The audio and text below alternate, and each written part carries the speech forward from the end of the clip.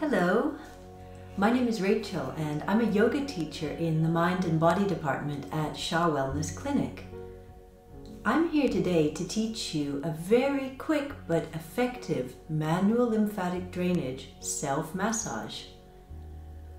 The lymphatic system is very tightly linked to the immune system through the lymphocytes or white blood cells, and so maintaining the health of our lymphatic system helps to maintain the health of our immune system. So let's get started.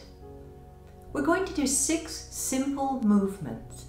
In all the movements, we have to breathe slowly and deeply through the nose. The first thing we're going to do is make a fist with the hands and place them underneath the armpits with the thumbs pointing up. And we stay here doing 5 long, slow, deep breaths. For our second movement, we need to slightly curl the fingers of both hands. We then bring the hands up to the collarbone and we look for the little space just on top of the collarbone. Here, breathing deeply, we press down towards the floor and then release. And we repeat, down towards the floor and release. Now the pressure is very gentle. We want to feel like we're almost bouncing on the skin and muscle. Just like that, 5 times.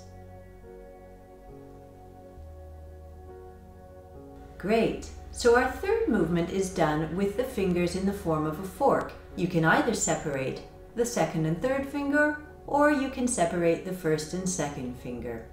The hand is then placed just behind the ear with 1 or 2 fingers in front and the others behind. We cross the forearms and do the same on the other side. Now we stretch the skin, pulling it down towards the floor, and then we release the pressure. We stretch the skin down and release the pressure. Just like that, 5 times. For our next movement, again, we're going to slightly curl the fingers of both hands, and we bring the hands up to the chest and we put the fingers in the spaces just between the ribs and the breastbone.